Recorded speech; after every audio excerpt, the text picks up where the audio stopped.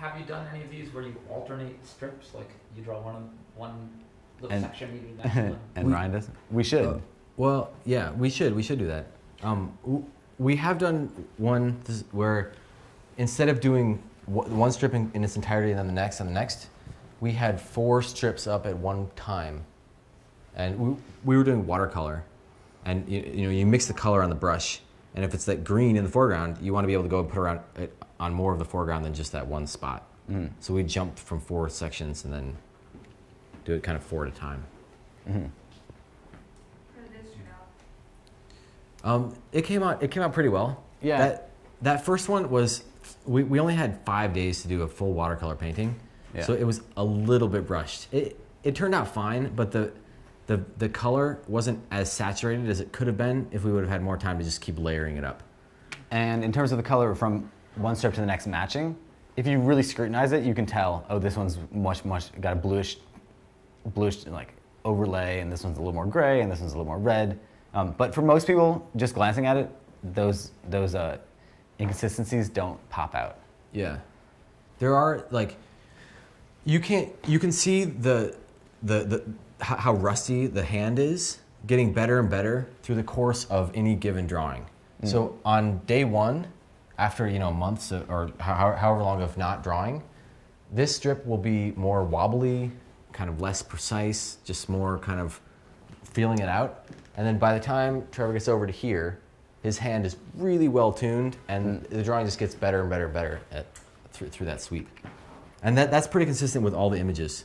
Mm-hmm. Like day 1 will be a little rough, and day 21 will be very on point. Were you working on other projects while you were doing this? For this particular drawing, no. Yeah, well, no, that's true. That's not true. Yes, we were. I take that back. Thank you. We were in the process of having the first drawing of the bean. That's the Anish Kapoor's Cloudgate sculpture in Chicago. That big reflective. Sphery thing. Yeah, the big kind of Mercury thing. So we created that original drawing, and then had a sculpture of it. We enlarged it to 450% of the original scale, and made it into this stainless steel, etched in relief, outdoor durable sculpture. Mm-hmm. Which was we worked with a fine art foundry that specializes in enlarging art, and that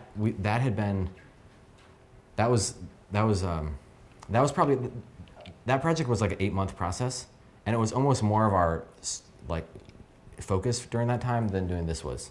Mm. I think our schedule was so tight at that time. This is like a year and a half ago. I think that we'd been working upstate at this factory, basically making this sculpture with like gas masks and respirators and like all this industrial tools and like burring into the stainless steel. And we had just finished it like the day before we flew to Chicago to do this. So it was like a kind of back-to-back thing. And then while this was being created, that sculpture was being created and trucked out to Chicago. And we met it over in Millennium Park, and it was installed on site where it was drawn from in the first place. So you could see this like large rendering of the bean, and then you could see the real view and have some epiphanies about binocular vision or something. That's how Ren would have described it, who kind of like masterminded the imitation and all of that.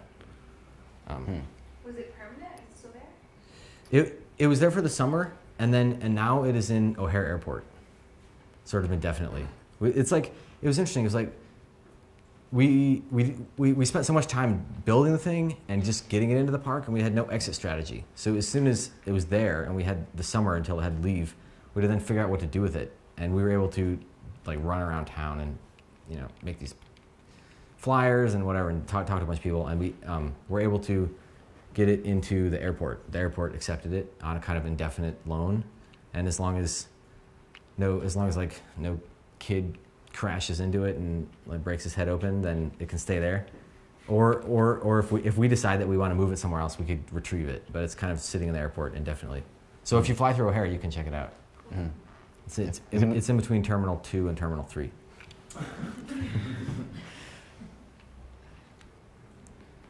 And I wish I had a picture of it, but I don't think we have one here. Yeah. Yeah. So if you were to, have you ever tried mimicking these with a camera, like photographically? Because if you were to try to shoot this image with a camera, you'd have to be on an extremely wide lens. Yeah. I would think. And then those wide lenses always have some sort of distortion at their edges. Which we're seeing here, right? That's in fact a very good point. So it does look as though the line of the banister is curved. That's only because the camera is not at the center of the sphere. The camera is behind the center of the sphere. If you were to be viewing this drawing at the 13-inch radius, with your eye at the center of the spherical curvature, this line would appear to be straight. This line is to get mathematical about it, it's a great circle on the sphere. Great circle. So it goes like this. Like it's a diameter cut.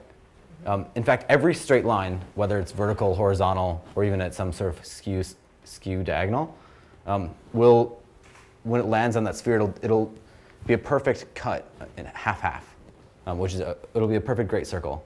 And if you great circle like the equator or lines of latitude, and if you're viewing Lines of longitude. or so yeah, lines of longitude, if you're viewing those lines from the core of the Earth, they'll all appear to be perfectly straight.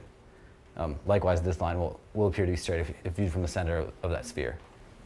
So if you had the camera in the head harness with the Yes, aperture of the camera exactly where your left eye was, exactly. Then that line would be straight.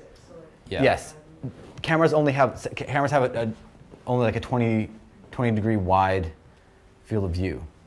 So you can only take maybe a portion of maybe a shot that was like a small section of the drawing. But yeah, you could aim the camera down, take a shot from here to here, and have that line appear as a straight line. You did shoot a series of 110 photos.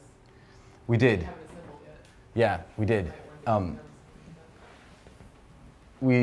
We shot one photograph for each tile with a camera looking straight out.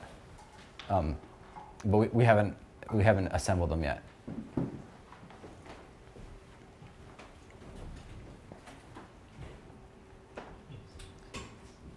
Cool. Cool. Yes. Okay. That is our presentation. Yes. Oh.